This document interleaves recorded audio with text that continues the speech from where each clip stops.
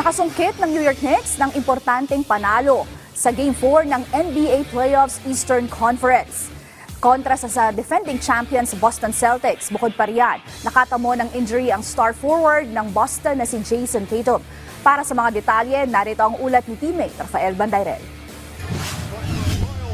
Isang panalo na lang ang kailangan ng New York Knicks para patalsikin sa trono ang defending champion Boston Celtics. Naging pamilyar ang kwento ng Game 4 ng Eastern Conference Semifinals sa pagitan ng magkaribal na mga koponan.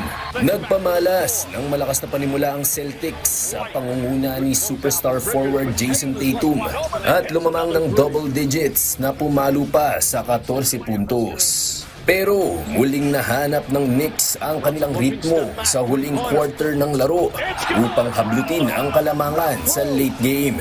Nagpakawala si Jalen Brunson ng malahalimaw na 39 markers upang bumida sa 121-113 na panalo ng Knicks sa Game 4. Dahil dyan, lamang na sila 3-1 sa serye.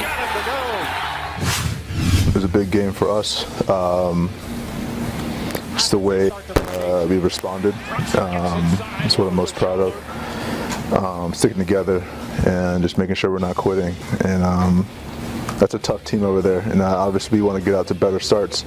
Ang mas masama pa para sa Celtics, nagtamo ng isang non-contact injury si Tatum sa huling quarter ng laro. Ito ay matapos niyang pumukol ng impresibong 42 points. Namilipit sa sakit si Tatum at kinailangang alalayan paalis ng hardcourt. Inaasahan ding dadaan si Tatum sa MRI testing upang suriin kung anong uri ng injury ito. Hindi pa malinaw sa ngayon kung makapaglalaro ang 27-year-old All-Star sa Game 5 sa Boston. Pero ayon kay reigning Finals MVP Jaylen Brown, wala na silang magagawa kundi subukang makipagsapalaran.